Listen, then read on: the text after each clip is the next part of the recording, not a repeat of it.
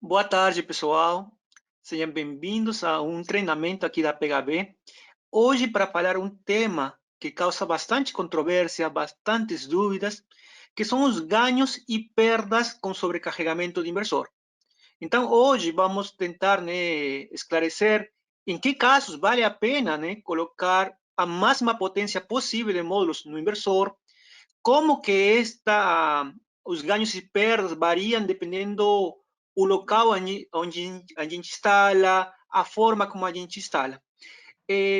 Mais um slide, por favor.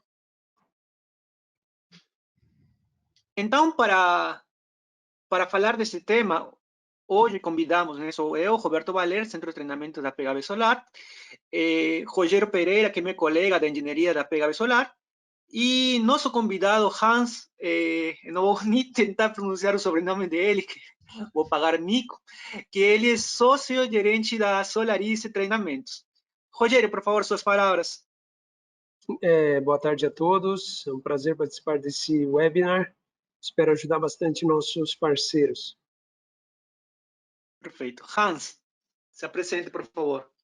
Boa tarde, Roberto, Rogério, mais um webinar juntos, Obrigado pelo convite. A gente, preparou uma boa pauta e tem muita discussão rolando nos grupos, no Facebook, no WhatsApp, então acho que vai ser bem interessante o que a gente preparou aqui e as perguntas de vocês depois, Vamos ver o que vai rolar.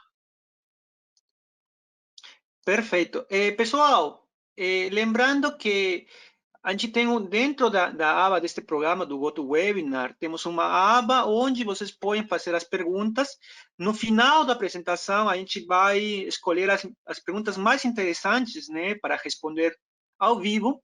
E este webinar vai ser gravado e colocado depois no YouTube, da PHB Solar. Bom, vamos começar então, por favor. Sim.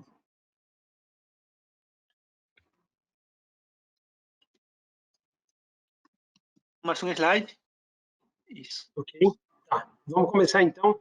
Antes de a gente passar para a parte do Hans, então vamos aqui falar sobre o inversor e suas limitações, Então, de uma forma bem resumida, o inversor fotovoltaico, ele é um conversor CACC, então ele converte a energia CC dos módulos, corrente contínua para corrente alternada, sincroniza com a rede, injeta toda a sua energia na rede, tem suas proteções básicas de sub e sobretensão, sub e sobrefrequência, serviços ancilares de rede, proteção contra antilhamento. Mas, em paralelo a essas proteções, existe, vamos dizer, as limitações básicas do inversor. E é muito importante nós entendermos como ela funciona para o bom dimensionamento do projeto. Então, aqui, nós estamos aqui observando, nós temos três proteções principais no inversor. A corrente CC máxima de entrada, a corrente CA máxima de saída, a potência máxima de saída. Então, o inversor, vamos dizer, o firmware dele, ele possui aqui um DSP internamente que, vamos dizer, ele opera de forma inteligente e não deixa que o inversor extrapole os parâmetros de operação. Aqui, para a gente entender como essas proteções funcionam, basicamente a gente precisa, vamos dizer, observar a curva, IV e PV do módulo, porque o inversor funciona em função dela. Então, aqui eu tenho uma curva IV, a corrente do módulo, tensão do módulo, e aqui a potência sobre a tensão. Então, por exemplo, o MPPT do inversor, por que existe o MPPT do inversor? Ele só existe devido a essa curva característica do módulo. Se você for reparar, para várias irradiâncias aqui, eu tenho vários pontos de máximo. Então, o meu inversor sempre tenta chegar nesses pontos de máximo em função da minha irradiância. Então, se eu tenho irradiância máxima, meu inversor, meu MPPT, minha potência vai chegar, claro, se nenhuma proteção estiver atuando, nesse ponto. Então, aqui, para a gente continuar, por exemplo, o que eu tenho aqui? Se você associa vários módulos em série, que nem aqui, eu tenho 6 strings de 15 módulos. Essa curva ela vai expandir, mas fica com o mesmo formato. Por exemplo, eu vou ter 30,15 kW de potência, aqui de potência máxima em 576 volts de VMP, tá? Então, o jeitão da curva continua o mesmo, só muda os parâmetros. Que nem eu vou ter aqui, no caso de MP, 52,32 amperes em 576 volts, que é a minha tensão VMP de 15 módulos.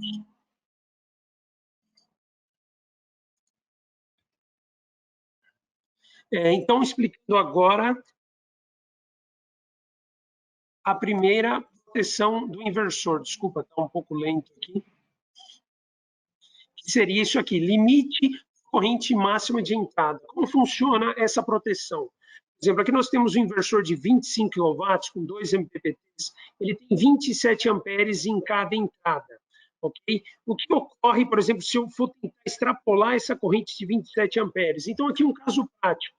O cliente aqui com o string box, 6 strings com 15 módulos, só que ao invés dele conectar os cabos aqui na saída do string box, na entrada do inversor, no MPPT 1 e 2, ele conectou todos os strings apenas no MPPT 1. O que isso vai acarretar?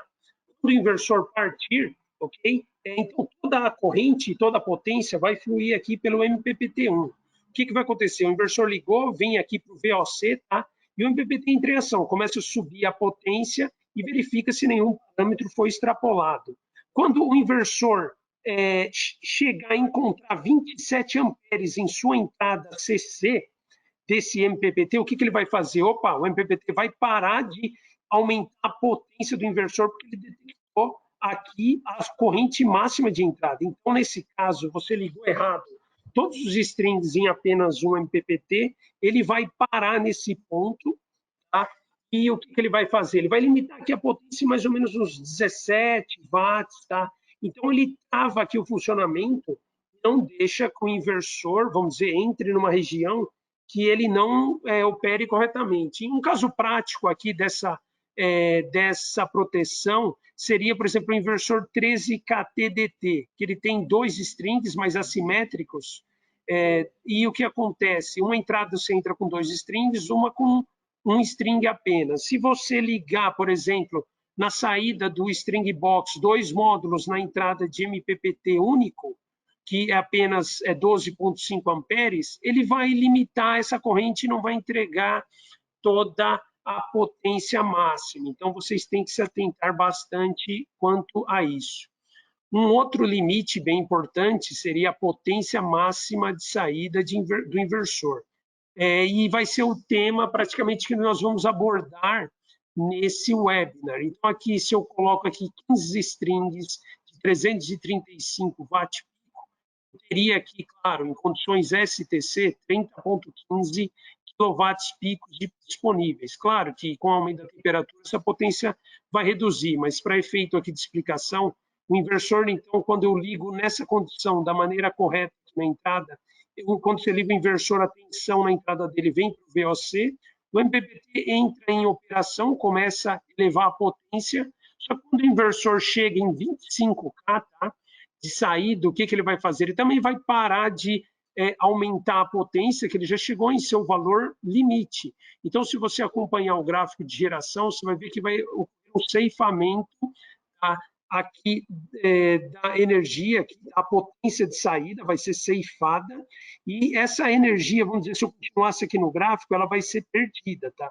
O inversor não vai aumentar a dissipação de potência, não vai aumentar nada em relação a isso, ele só não extrai mais potência, que ele já chegou no limite máximo de saída dele. O terceiro caso... Roger, só para a gente complementar, né? O que você mostrou é muito importante, porque muitas pessoas acham que o inversor vai dissipar essa energia em forma de calor, que dá para conectar. Perguntam se dá para conectar uma resistência para aproveitar essa energia, e não é simplesmente um deslocamento do ponto de trabalho na curva de potência, né? Como você acabou de mostrar. Isso, corretamente. O inversor, ele para ele para não, né? O MPPT dele, na verdade, ele ficou oscilando em valores mínimos ali naquele ponto e não incrementa mais, porque ele já chegou no seu limite. E não dissipa nada mais, só fica na potência máxima. E aqui ele vai limitar aqui nos 25 kW, conforme o gráfico. Aqui na nossa explicação, essa é a condição, vamos dizer, mais característica do sobrecarregamento. Uma terceira e não menos importante seria a limitação da corrente máxima de saída. Isso aqui é muito importante. A corrente máxima de saída do inversor é o funil dele. O que isso aí quer dizer?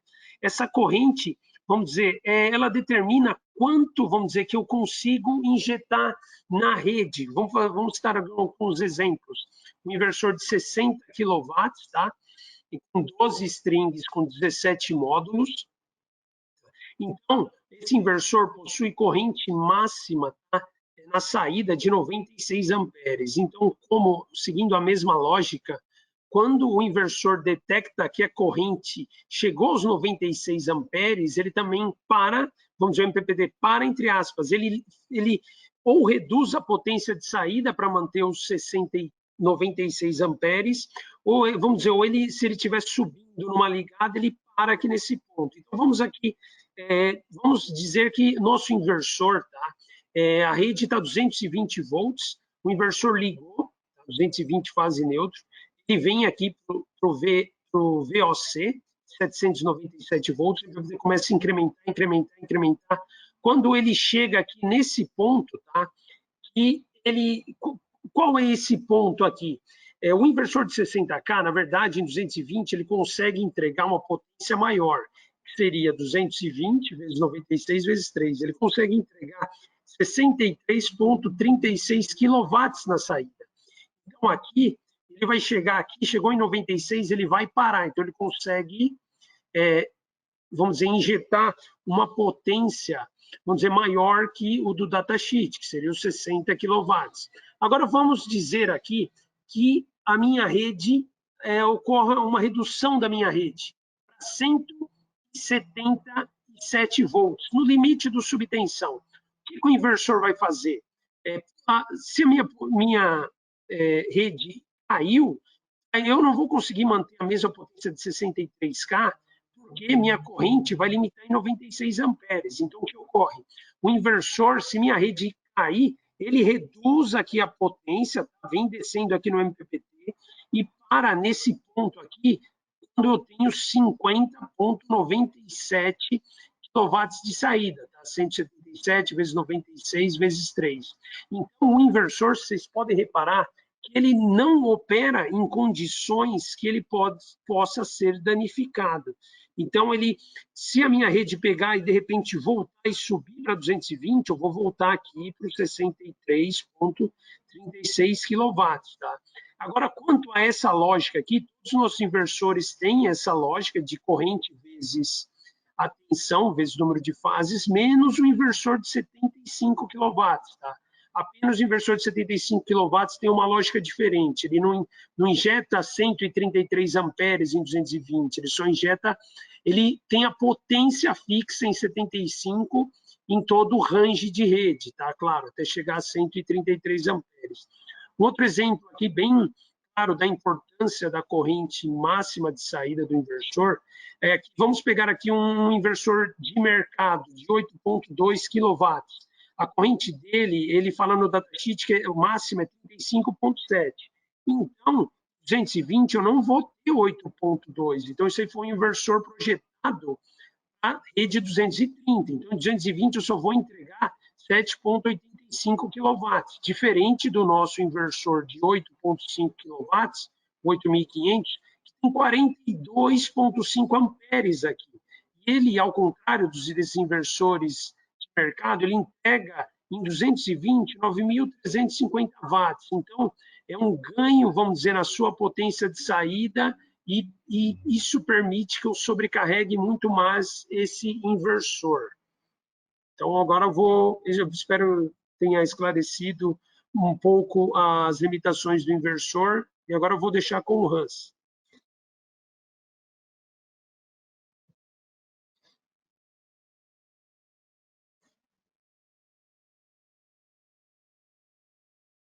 Obrigado, Rogério. Vou assumir aqui. Sim.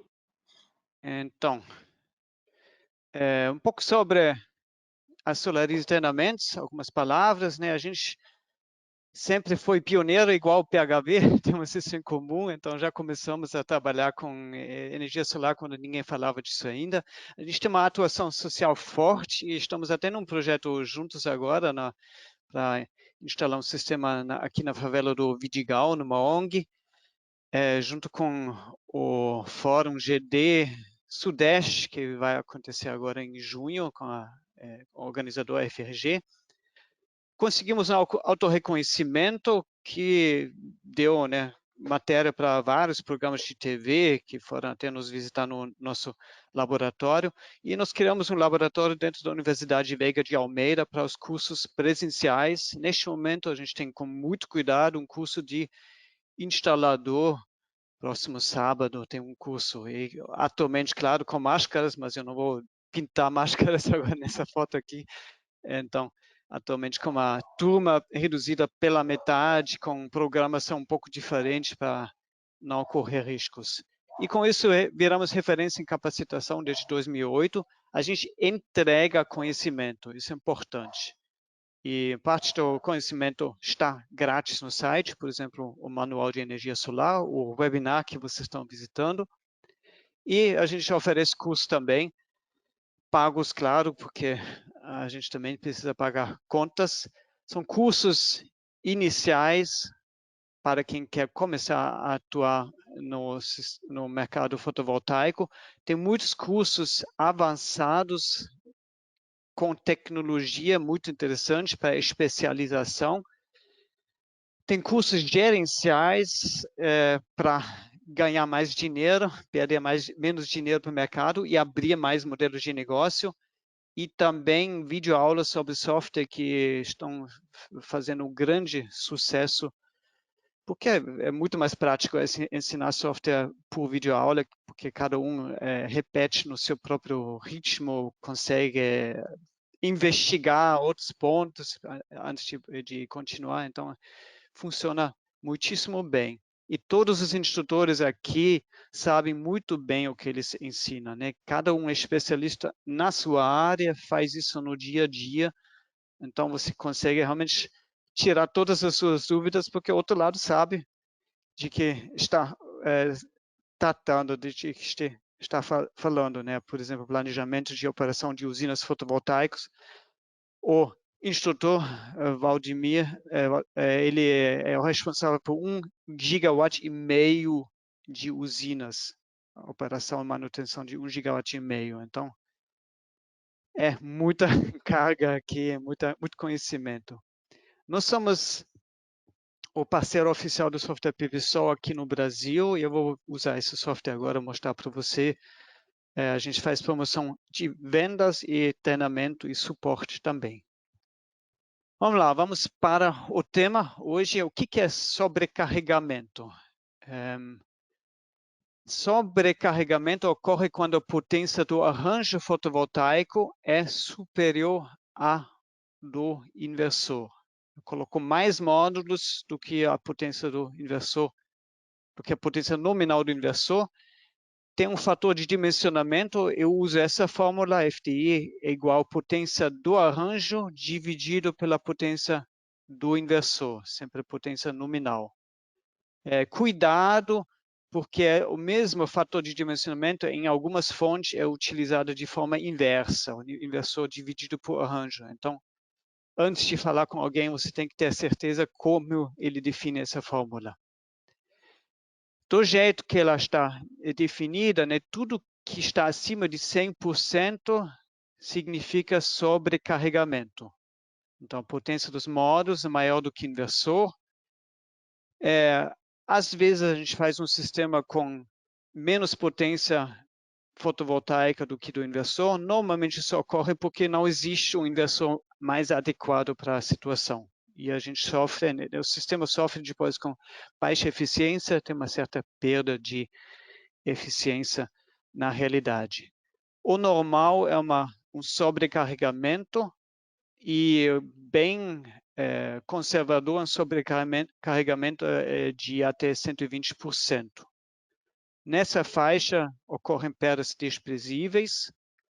Entre 120% e 140%, que é ainda bastante utilizado no mercado, ocorrem perdas pontuais em algumas horas do ano. E a gente vai ver isso. Eu vou mostrar para vocês como que isso ocorre. Acima de 140%, as perdas já são significativas. E aí já é um sistema bastante arrojado em termos de sobrecarregamento. E o limite, o FTI máximo, é definido pelos limites de tensão para o módulo utilizado e para o inversor utilizado. Então, você pode extrapolar a potência, sim. Você pode extrapolar a corrente, sim, porque você vai ter perdas que são perdas de dinheiro, no final das contas. Mas você não pode extrapolar a tensão, senão você impõe o risco de queimar o inversor. Aí a perda é muito maior, né? É outra categoria. Então, limite de tensão define o limite do fator de dimensionamento do sistema. Por que a gente faz sobrecarregamento? Basicamente, tem 3 razões. A primeira, para tornar a solução mais barata. Você vende um kit de 8 kW, coloca um inversor pequenininho e aí o kit sai mais barato do que colocando um inversor de 5 kW em vez de 6, 7 kW. Aí o kit sai mais barato. Outra opção, outra alternativa, quando não existe um inversor na potência ideal, não existe inversor para qualquer potência que você pode instalar em módulos, então você simplesmente tem que usar um inversor maior ou menor e, logicamente, você vai ter um fator de dimensionamento não tão ideal. E, às vezes, quando tem limitações técnicas. Por exemplo, a demanda contratada do cliente é uma limitação. Você não vai querer aumentar a subestação dele, nem pagar demanda contratada a mais todo mês. Ou quando você quer ficar na microgeração, no limite de 75 kW, mas entregar muito mais energia. E esse caso a gente vai ver hoje. A gente vai ver 2 casos, comparando as 2 situações, um telhado norte, um telhado leste-oeste, e ver o efeito do clipping. E o segundo caso é uma usina de 75 kW e com 3 diferentes fatores de dimensionamento em 2 locais diferentes. E a gente vai fazer análise financeira. Então, a questão por trás disso, como que a gente pode escolher a melhor solução para cada situação e quais são os ganhos e as perdas que a gente tem nessas situações. Agora eu vou entrar no PVSol mesmo. Deixa eu ver aqui. Isso aqui. Discutimos bastante aqui no grupo, né? Rogério, Roberto e eu. E eu montei aqui no PVSol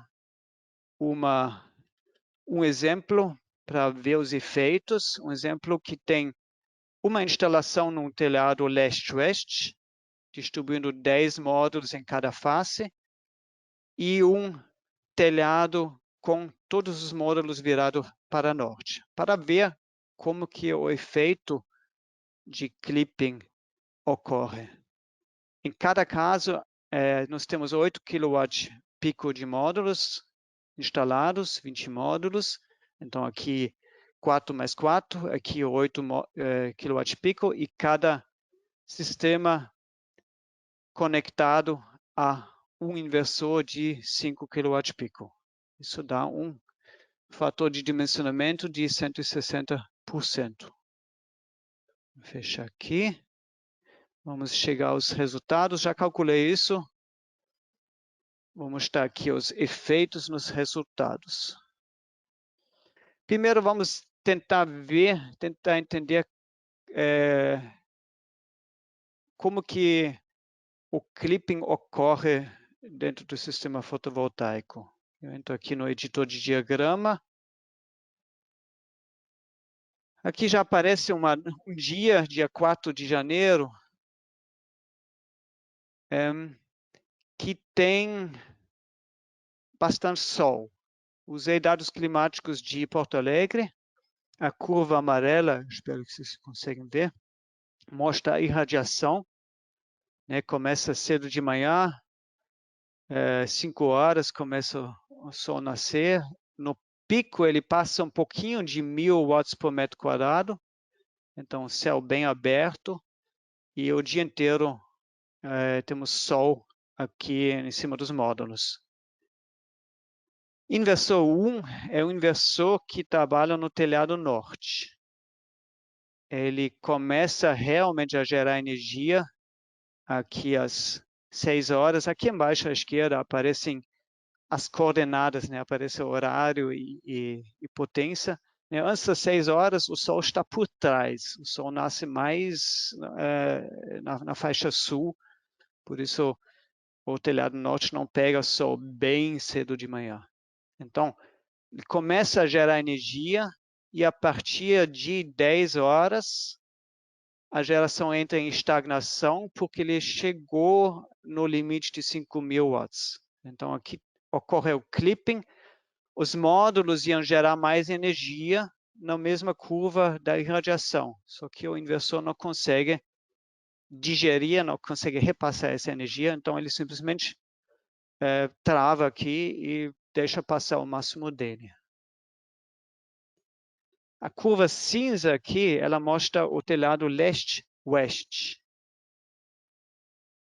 O telhado leste-oeste, ele começa a gerar mais cedo, porque o sol da manhã, né, ele bate na face leste, e aqui o inversor consegue aproveitar essa diferença, esse ganho de energia. Aqui, ao meio-dia, próximo ao meio-dia, a partir de 10 horas, ocorre o mesmo efeito do telhado norte. Então, a energia que vem dos módulos é superior a 5 kW. E o inversor corta, mantém os 5 kW até a tarde. E no final do dia, aqui tem um ganho adicional, porque o telhado oeste ainda recebe a energia, enquanto o telhado norte já não recebe mais. Então, neste dia, a instalação leste-oeste gerou mais energia. Isso é um dia de verão, 4 de janeiro, com irradiação bem alta. Agora vou ver um dia do inverno, para você entender a diferença, né, quando a radiação é mais baixa. Dia 15 de junho, eu escolhi antes aqui as datas para ter exemplos bons. Então, um dia de inverno com bastante sol. A curva do sol, a curva amarela, tem o mesmo formato. Só que o máximo ele chega a menos do que 600 watts por metro quadrado. Então, realmente a curva está muito mais baixa, Porto Alegre também, né? Então, mais afastado do Equador. A curva azul do telhado norte, ela sobe bonito, né? Logo cedo de manhã, às 11 horas, entra em estagnação. Aqui teria mais energia disponível pelos módulos, mas o inversor ele corta porque ele chegou ao máximo. O telhado leste-oeste, nesse dia de inverno, ele gera bem menos energia, né? Porque o sol não nasce, ele nasce ao nordeste e se põe ao noroeste. Então aqui realmente esse telhado leste-oeste recebe menos energia, gera bem menos energia. Certo? Então com o sol, a gente viu 2 dias aqui. Vamos ver dias parcialmente nublados. Escolhi outras datas. Vou voltar aqui para janeiro, porque nem todo dia tem sol pleno, né? E a gente precisa entender que o comportamento realmente é diferente em diferentes dias climáticos. Dia 10 de janeiro é um dia que tem uma curva de irradiação bem contínua, então uma irradiação é uma cobertura leve de nuvens. O pico chega a mais ou menos 700 watts por metro quadrado. E as curvas do telhado norte, telhado leste-oeste, tem pouca diferença. São quase iguais, porque tem muita irradiação difusa chegando aos telhados. E a radiação difusa ela não tem orientação. Então, norte, leste, oeste, sul gera a mesma energia. Então, no dia nublado, esse efeito de clipping aqui não acontece. E agora eu vou mostrar um dia de março.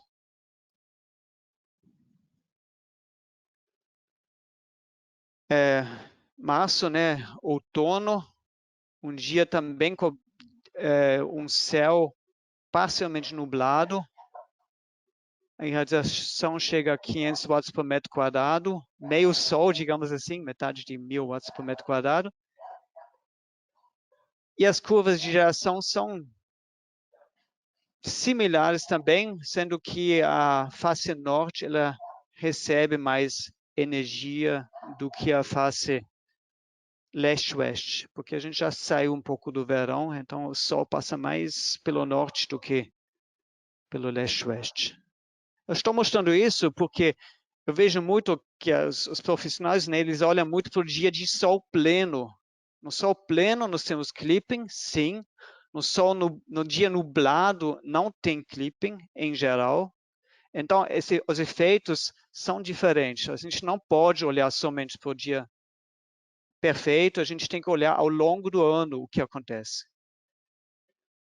E ao longo do ano, né, a gente tem números aqui no software. O software, ele detalha isso, ele calcula isso. Neste momento, a gente calculou com valores de hora em hora ao longo do ano. E aqui eu tenho informações sobre cada entrada de cada inversor. Eu tenho valores também resumidos, o sistema inteiro, mas eu quero olhar aqui a face norte. Então, aqui estou na água norte, no inversor 1. E aqui embaixo o software ele me informa quais são as perdas que ocorreram neste sistema. E neste sistema eu tenho perdas aqui, redução devido à potência CA máxima, ou então cosseno φ, quando, né, você programa um fator de... escapou a palavra. Você programa para ele gerar em energia reativa ou o inverso, para compensar energia reativa, fator de potência. Então, aqui com o telhado virado para norte, as perdas ao longo do ano acumularam 5,29%. No telhado leste-oeste, as perdas acumularam 2,37% ao ano. 5,29%, 2,37%. Então, tem mais perdas, um pouquinho mais do que o dobro no telhado norte, porque ele entra mais nessa faixa de clipping, e porque o leste-oeste ele faz um contrabalanceamento, né? Quando tem muito sol no leste, tem menos sol no oeste. Então, aquele efeito na potência de saída ocorre menos porque eu não tenho tanto sol nos dois lados ao mesmo tempo.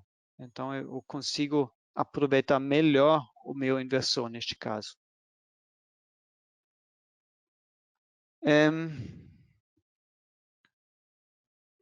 Daqui a pouco vou mostrar uma estatística. Eu fiz a mesma simulação ainda com dados simulados em minutos. Então, os dados climáticos que o PVSol usa são dados de hora em hora, mas eu posso pedir para o software gerar dados de minuto em minuto. Aí o software usa um algoritmo que tenta simular clima real, então ele simula passagem de nuvens, dependendo do dia. Ele não faz simplesmente uma interpolação linear. Vou mostrar isso para você. Então, o mesmo dia que a gente viu antes, dia 25 de março, aqui ele não está mostrando de dados em minutos, então vou voltar aqui para o slide. A gente mostra ao vivo, às vezes. Então, vou aumentar aqui. Então, aqui à esquerda são os dados climáticos de hora em hora, e aqui à direita os dados climáticos de minuto em minuto. E aí o software ele fez desta curva uma curva que tem passagem de nuvens e que tem o efeito de borda de nuvens, né? Quando o Sol passa entre as nuvens e tem reflexo pelas nuvens, e isso gera pico de radiação que chega a 1.200 watts por metro quadrado, enquanto o topo aqui eram 500 watts por metro quadrado. E nestes momentos aqui ocorre clipping. Aqui dá para ver aqui nesse ponto aqui, essa linha azul é cortada na potência máxima do inversor. Então, quando uso dados climáticos em minutos, eu ganho precisão e, ao mesmo tempo, vou ter mais perdas acumuladas no meu sistema fotovoltaico. E aqui eu resumo. Eu fiz a simulação em horas e em minutos. O telhado norte, ele gera 11.682 kWh por ano, com 5,12% de perdas na corrente alternada acumuladas. Esses foram os números que eu mostrei para vocês. O telhado leste-oeste, ele gera 11.219 kWh, então uns 450 kWh a menos, mas ele tem menos perdas, 2,32%. E se calcular em minutos, a geração total cai por causa do clipping nesses efeitos de borda de nuvem, e as perdas sobem, né? Então, as perdas chegam a 9% no telhado norte e a 4,58% no telhado leste-oeste. Então, a gente viu aqui um exemplo, dois exemplos, na verdade, um telhado norte, um telhado leste-oeste, e o resultado da simulação. Eu consigo extrapolar alguma informação dessas para outros telhados? Infelizmente, não. Você precisa simular para a situação do seu cliente, da sua instalação. Não tem como dizer, nesse caso aqui, eu vou poder operar dessa forma. A única informação que eu tenho aqui, né, leste-oeste, tem menos perdas no sobrecarregamento, porque tem um equilíbrio maior entre as áreas fotovoltaicas. Mas a energia gerada é mais baixa do que no norte. Agora vamos para o segundo caso aqui. E vou colocar no meio aqui um slide que eu uso já nessa série, aqui a Solarize, né? A gente já fez uma série, a gente está fazendo uma série de webinários sobre cálculos de ganhos e perdas em projetos fotovoltaicos. E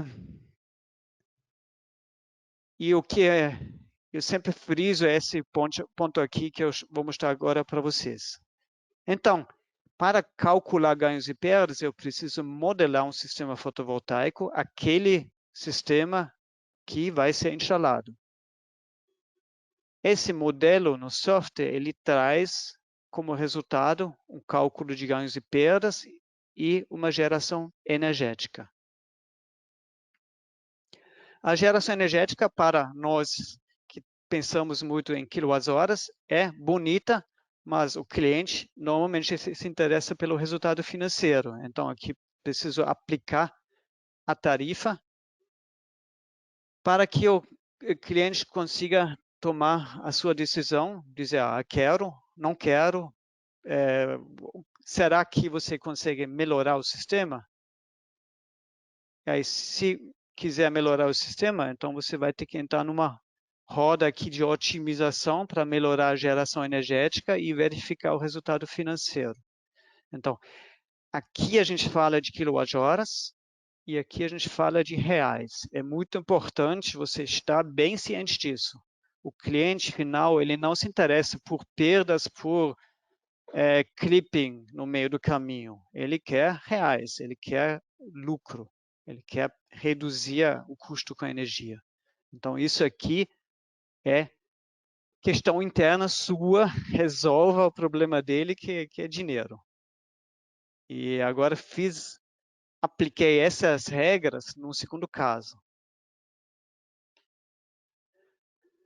Simulamos um sistema de 75 kWh com 3 diferentes fatores de dimensionamento. Um com 121%, bem tradicional, um com 138% e um com IA, acho que aqui está errado, um 64%. Diferença significativa, vamos lá, vamos corrigir já. Aqui embaixo a especificação, sempre o mesmo inversor, o mesmo módulo, mas uma quantidade diferente de módulos e a potência diferente, deu esse fator de dimensionamento.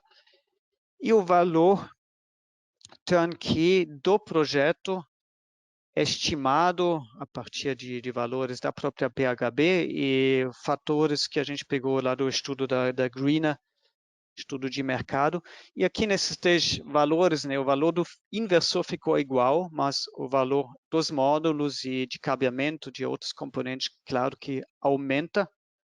No total, em relação à potência, obviamente, o último projeto é o mais barato.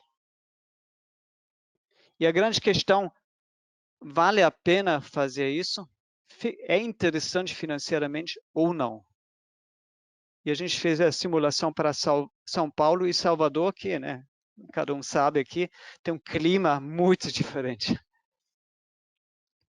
E a gente usou também tarifas diferentes. São Paulo, 71 centavos e Salvador, 85 centavos por quilowatt-hora.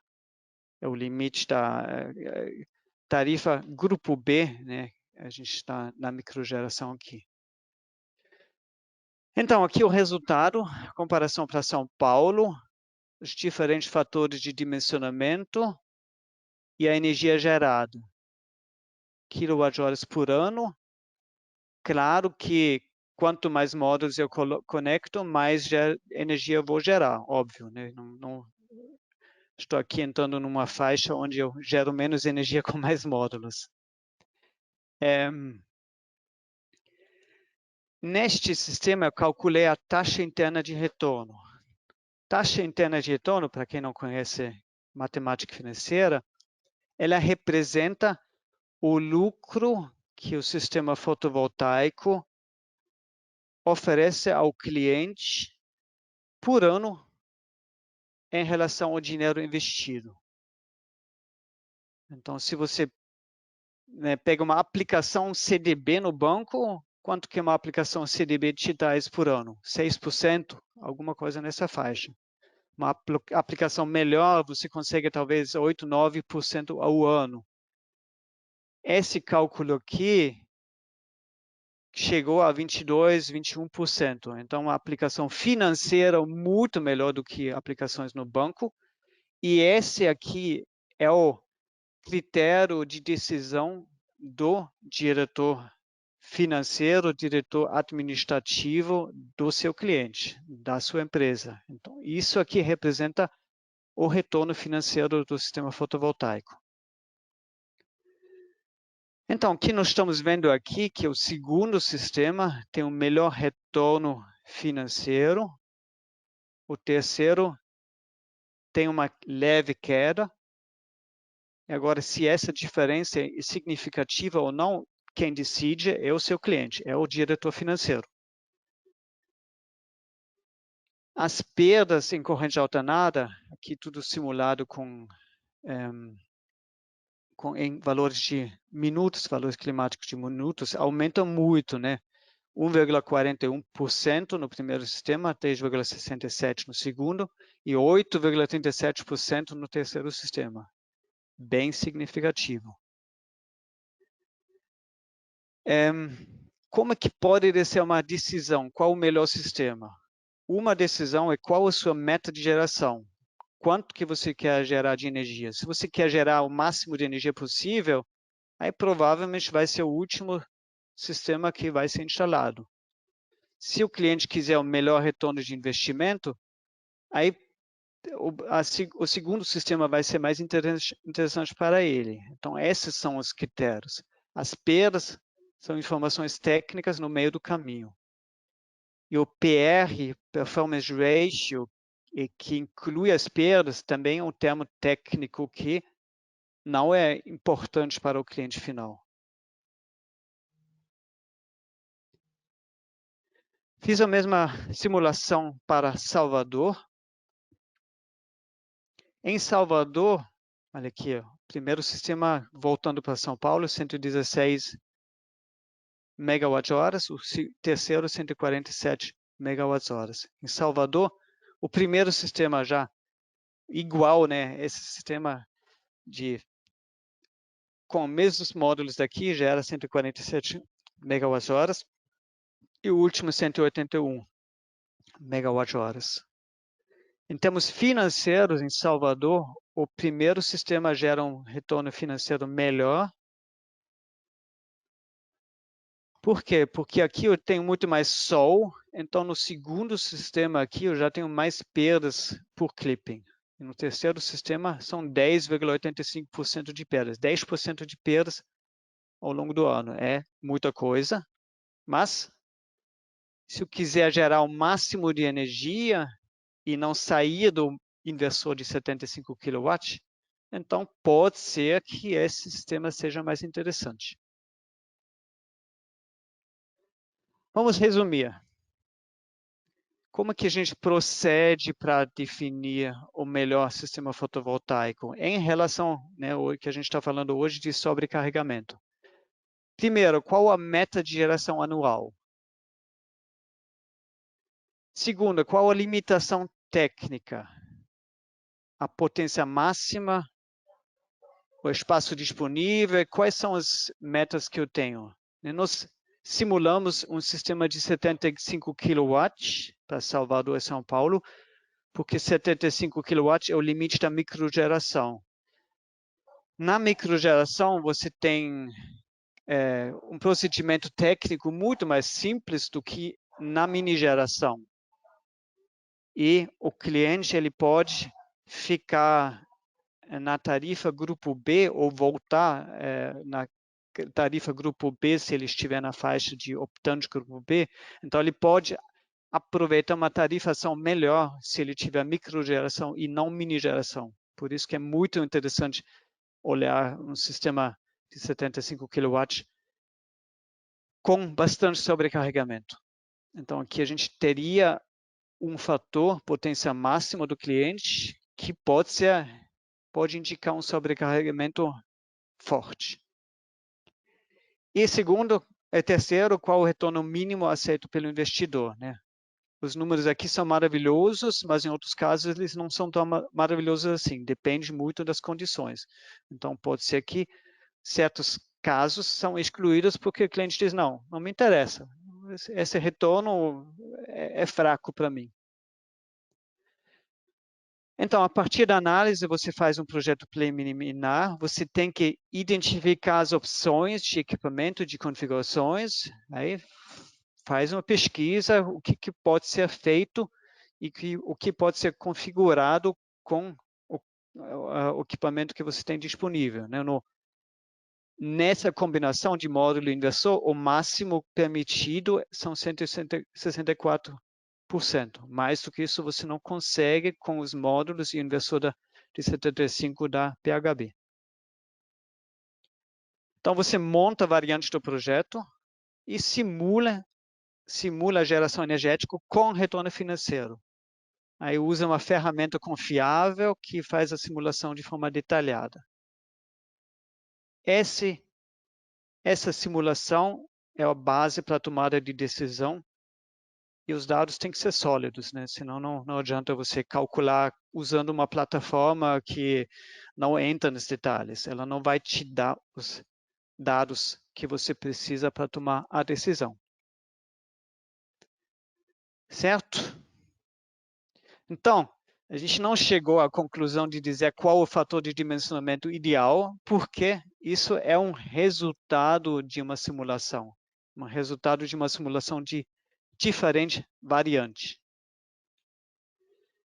Vou voltar um pouco para o PVSol.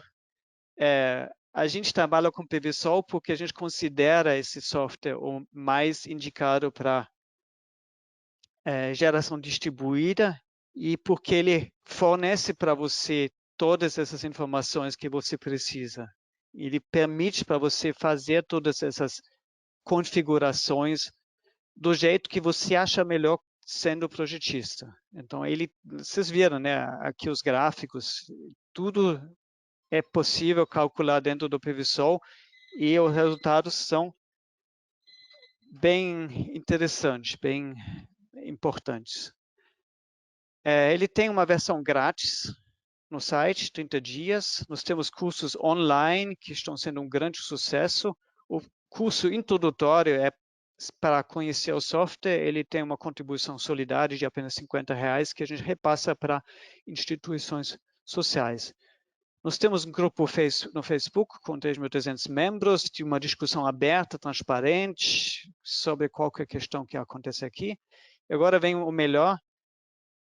Você consegue 10% de desconto na licença sendo cliente da PHB. E aí os vendedores da PHB, os consultores técnicos, eles têm o cupom de desconto, então liga para eles amanhã, pede seu cupom de desconto para você comprar o software com 10% de desconto. Bem, vou encerrar aqui e vou voltar aqui. Provavelmente já tem perguntas e eu... Tem várias perguntas, sim, Hans. Perfeito a tua colocação. Pessoal, uma coisa que Hans falou, eu acho que é muito importante que vocês levem em conta, né? Eu sei que estamos num mercado que ainda está amadurecendo, que está aprendendo a fazer muitas coisas durante o caminho, né? Mas a melhor engenharia possível é a que dá a melhor solução pensando no investimento do cliente, né? E esse investimento tem que ter um retorno. A grande maioria de pessoas que instalam sistemas fotovoltaicos, eles estão pensando no retorno econômico que eles vão ter, né? Retorno financeiro. Então, simular, né, é um passo importante para poder apresentar vários cenários e ver qual que é o melhor cenário para as condições que o cliente quer, né? Já vimos que, dependendo aonde a gente instala, né, a forma como a gente instala, o local onde a gente instala, as condições de perda e de retorno financeiro são diferentes. Então, façam esse esforço, né? Alguns ainda são pequenos, mas pouco a pouco, né? Assim como vocês investem em ferramentas, né, para poder instalar o sistema mais rápido, comprar uma melhor furadeira, comecem a pensar em investir em um software. Existem vários, né? O que o Hans está recomendando, que o PVSol é um software que eu estou aprendendo a usar também, estou gostando bastante, né? Mas aproveitem que ele tem um mês de graça para vocês testarem, né? Para ver se vocês se adequam bem. Eu acho que vocês vão gostar. E façam esse investimento, porque vai ser muito importante e vocês vão conseguir fazer sistemas com um pouquinho maior de seriedade, né? E também com um pouquinho maior certeza para saber o que realmente esse sistema vai produzir. Vou passar para algumas perguntas, tem várias aqui, né? Vou começar primeiro pela mais básica, que também é uma pergunta que se repetiu aqui. O Luiz, o Sérgio está perguntando. Rogério, sobre os inversores PHB, qual que é o limite técnico que eles têm para colocar uma quantidade de módulos a mais? Pode comentar um pouquinho? Sim, posso.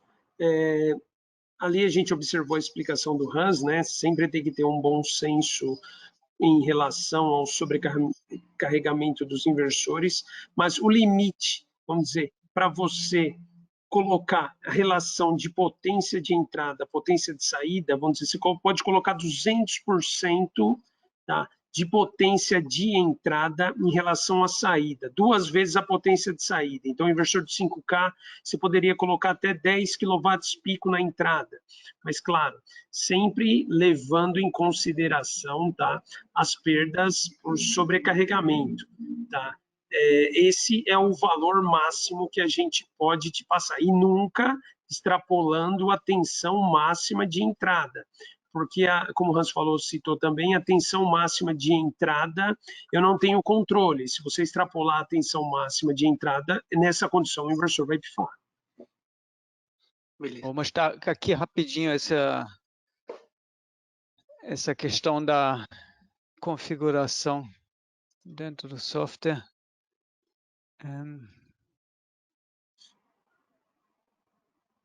Acho que isso vai ajudar. Então, as condições, né, de configuração do inversor, você sempre tem corrente, potência e nível do inversor, e em nível de cada entrada PMP, você também tem tensões, PMP, tensão de circuito aberto, corrente e potência. E importante, você tem que preencher todas as condições, mas realmente você não pode fugir das tensões, especialmente tensão de circuito aberto, senão vai queimar o inversor, né? Realmente isso é independente da marca, é extremamente importante. Corrente e potência o inversor consegue controlar, igual o Rogério já falou. Bem, vou voltar aqui. Rogério, eu vou tentar resumir um pouquinho a pergunta aqui do Bruno. Está relacionado ao que vocês acabaram de falar. E, bom, a gente também já comentou ela em outro webinar também, mas é importante. Essa sobretensão, né, que pode acontecer nos inversores, existe um valor para qual o inversor já queima? Quais são as proteções que atuam? Pode comentar um pouquinho sobre essa parte da sobretensão? Ok, sim. Então, vamos falar ali dos monofásicos. Ali você tem capacitores eletrolíticos na entrada, tá? Geralmente, varia de modelo para modelo. O capacitor eletrolítico seria um gargalo. Alguns inversores você tem 10 volts a mais, por exemplo, do VLC máximo. Mas fora essa tensão máxima do capacitor, também você tem ali os IGBTs, tá? A ponte de IGBTs, e ele também suporta tensões limitadas, por exemplo. Vamos dizer, nunca, por exemplo, você poderia até dimensionar, por exemplo, você coloca 12, uma combinação no inversor 3 kW, que geralmente ocorre. Você coloca uma quantidade de módulos que, quando, vamos dizer, tiver um tempo mais frio, ele vai alarmar ali sobre a tensão de entrada. Isso não queimaria o inversor, mas aí pelo menos você pode corrigir. Vamos dizer, se você agora extrapolar, vamos dizer, metade vamos dizer, dobrar a tensão de entrada, isso aí já queimaria o inversor. Isso aí não tem. Existem casos de alguém colocar, vamos dizer, mais de 40 módulos em série num string. Isso aí é totalmente destruidor. Perfeito. Tem uma pergunta aqui do Alisson, tá? Que é bem parecida à pergunta do Breno, que está relacionada à vida útil, né, do inversor, como ela é afetada pelo sobrecarregamento. E, inclusive, né, aqui o Alisson dá uma coisinha a mais, e se isso é muito mais, esse dano pode ser maior em cidades, por exemplo, do Nordeste, que são cidades mais quentes. Sim, claro que a temperatura é um fator muito importante no inversor e isso impacta na vida útil do inversor. Vamos aqui colocar alguns números, tá? Para a gente poder entender isso melhor. Isso também varia de modelo para modelo. Tem capacitores que nem tem inversores monofásicos que utilizam capacitores eletrolíticos. vamos dizer, eles têm uma vida útil menor que se você nos trifados, que possuem capacitores de filme na entrada. Então, isso varia muito. Mas vamos pegar um caso prático, inversor, que eu já falei em outra apresentação, inversor 3000NS, que a gente fabrica. Se você utilizar esse inversor a 35 graus, tá? A vida útil dele, a operação, vamos dizer, 35 graus eu digo ambiente, poderia chegar ali até 20 anos de operação. Você utilizar esse inversor a 45 graus ambiente, a vida útil ali vai cair para 12 anos. Se você usa ele a 60 graus ambiente, a vida útil dele vai chegar a 5 anos. Então, isso é só para você ter uma ideia de como varia essa vida útil. Agora, quanto ao sobrecarregamento, claro, se o inversor seu está sobrecarregado desde vamos dizer, das 10 até as 4 horas, claro que ele vai aquecer mais. Mas se você trabalhar com esse fator que eu coloquei, de 200% na entrada, sobrecarregado, das 7 às 5 da tarde, o nosso inversor ainda tende a garantia de 5 anos. Perfeito. Mas, assim, resumindo também as falhas de que o Hans fez e a tua também, gente, assim, não é em todo caso que vale a pena colocar o máximo dos módulos, né? Essa que é a principal conclusão que eu quero que vocês levem para casa. Vejam em que ponto o TIR, né, ou o LCOE, dependendo qual parâmetro vocês utilizem, se torna mais atrativo para o cliente. Né? Porque chegado a certo momento, pode ser que o inversor aguente, né, tecnicamente, este sobrecarregamento, mas a quantidade, o ganho substancial que vocês vão ter, né, aumentando uma potência determinada a mais, talvez não compense necessariamente, né, o investimento que vocês estão fazendo. Então, é uma coisa que tem que ser simulada, realmente. Hans, uma pergunta aqui do Francis, vou tentar ler ela aqui. No caso da comparação de dois telhados, né, imagino que está falando do primeiro caso, as perdas apresentadas foram com relação ao clipping.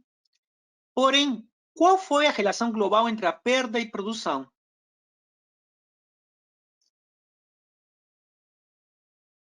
Não entendi. Fala de novo, por favor. Tá. Ele fala assim, deixa eu tentar também entender, porque li agora.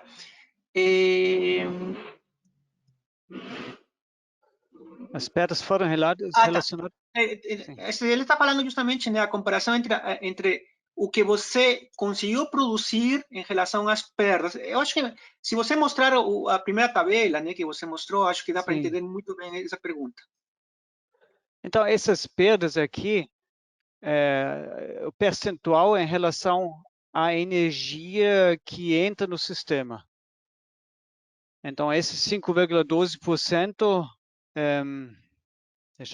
vou entrar aqui no PVSol para mostrar isso de forma mais clara.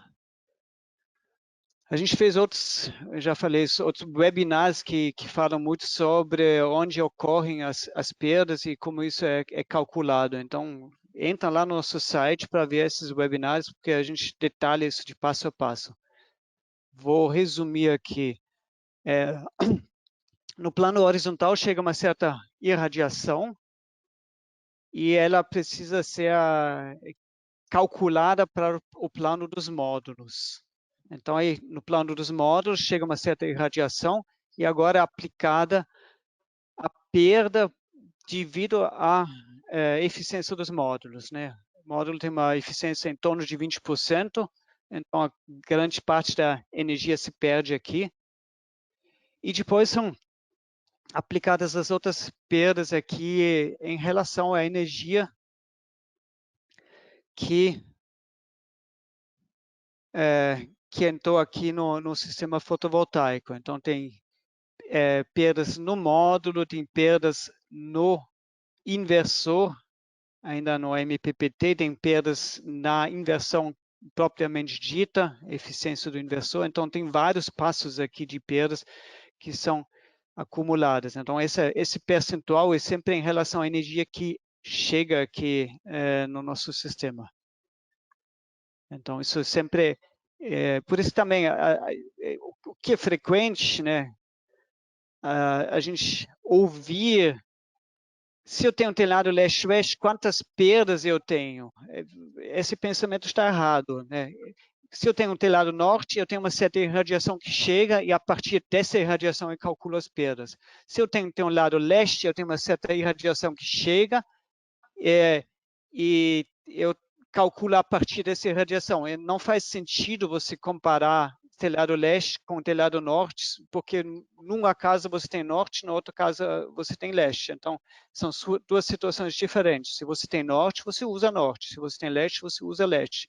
Então, as perdas são relativas à irradiação que chega nessas orientação desse telhado aqui. Isso é muito importante, né? Se você tem telhado sul também, né? Muita gente ainda tem pé atrás, telhado sul gera energia também. Você joga no software, calcula o resultado. Simples assim. Para isso que serve o software. Você não precisa ter medo do telhado sul. Você simula, se sai um resultado financeiramente interessante, pode fazer, tranquilo.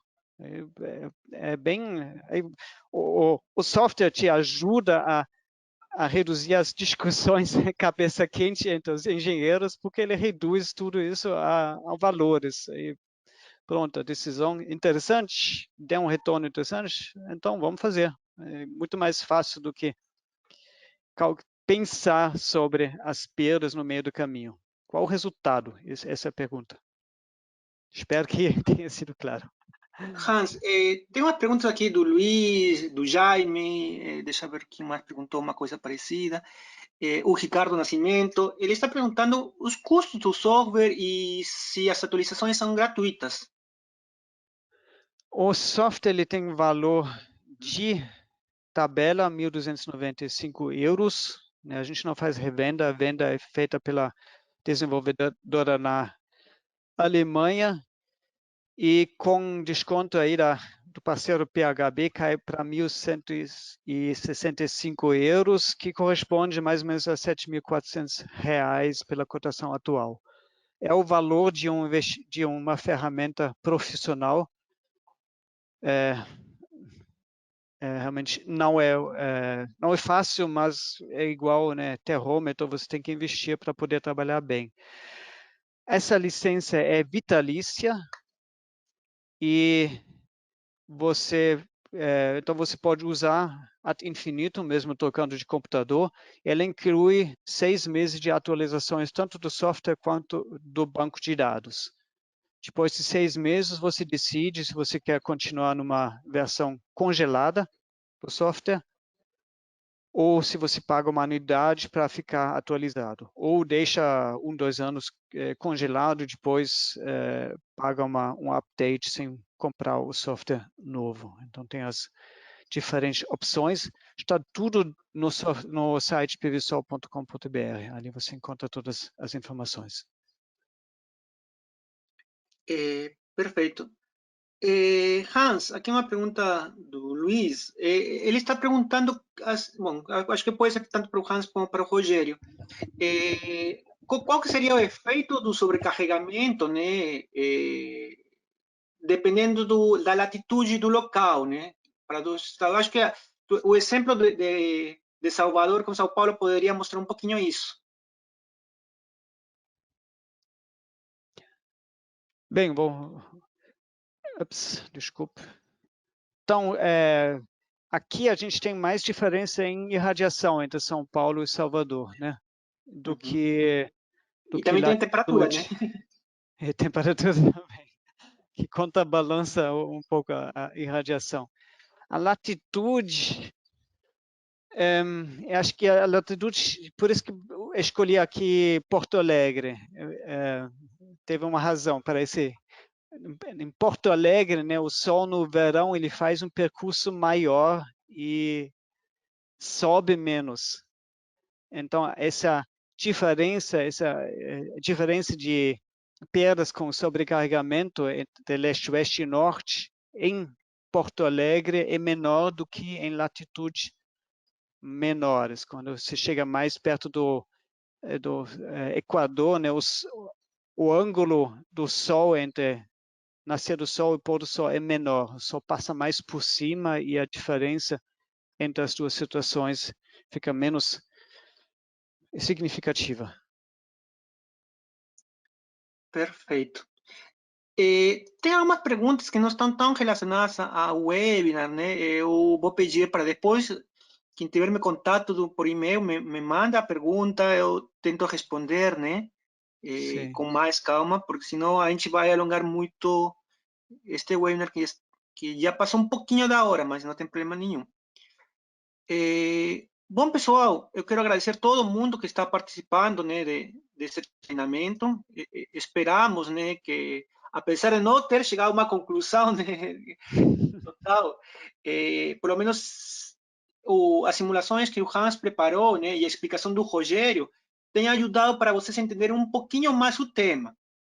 Se fala muito, né, comercialmente, eu quero escolher esse inversor porque tem um sobrecarregamento de, sei lá, vou falar 500%, né? Não existe nenhum assim, mas só vou dar um exemplo. E bacana, pode ser que ele aguente, né, até certo ponto, mas será que vale a pena sobrecarregar tanto? E isso, como já falamos, você faz essa resposta, as simulações, né, que vão te dar com mais precisão. Rogério, algumas palavras para poder encerrar, por favor, este webinar. Obrigado à participação de todos, aí o Roberto, o Hans, todos os nossos clientes e todo mundo também que participou, que não é cliente. Obrigado por acompanhar esse webinar, espero que tenha ajudado a todos e até o próximo webinar, que em breve teremos mais webinars com assuntos bem interessantes e soluções novas e bem úteis para o mercado fotovoltaico. Bom, Hans, por favor, algumas palavras para encerrar aqui o webinar.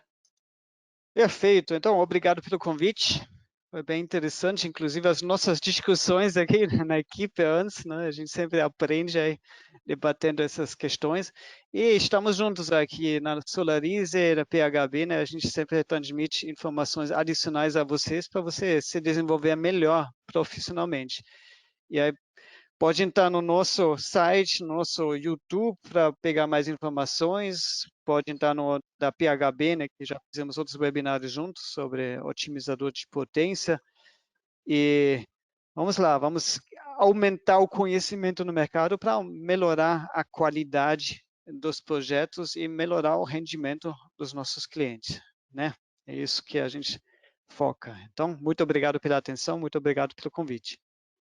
Perfeito, pessoal. Lembrando que este webinar vai ser gravado, já está sendo gravado e vai ser compartilhado provavelmente na próxima semana. Então, vocês vão poder assistir com calma, talvez alguns trechos. E a apresentação, né, os slides vão ser compartilhados para todas as pessoas que se cadastraram neste webinar e estão presencialmente. Provavelmente amanhã eu envio esse e-mail para vocês. É isso, pessoal. Espero aí logo a gente volte com o Hans, né, para falar de outros temas, que realmente tem vários temas que podem ser ajudados a compreender melhor com o uso de software. Então, logo o Hans volta também. E pessoal, a gente provavelmente daqui 2 semanas a gente também vai mandar outro convite para falar também de um lançamento que a PHB vai ter, que é um controlador inteligente. Rogério, não sei se você quiser dar um pequeno spoiler de 1 minuto. Sim, claro. Então, é um controlador de energia inteligente, tá? Ele pode, além de fazer o grid zero, ele pode controlar, tem também o grid export, que ele limita a potência a ser injetada na rede, e um diferencial bem grande. Claro, você tem que fazer uma análise detalhada da sua planta, né? Mas em plantas onde você tem bancos de capacitores, e mesmo com um banco de capacitores para corrigir o fator de potência, você ainda está tendo, vamos dizer, cobrança de reativo. Esse nosso, claro, com limitações, esse nosso controlador de energia inteligente também pode ajudar o sistema, tá, a variar o fator de potência do inversor para colaborar com o fator de potência global e o cliente não ser penalizado por essas cobranças de reativo. Bem interessante. Perfeito, pessoal. Até outra oportunidade, então. Um abraço para todo mundo. Tchau, tchau.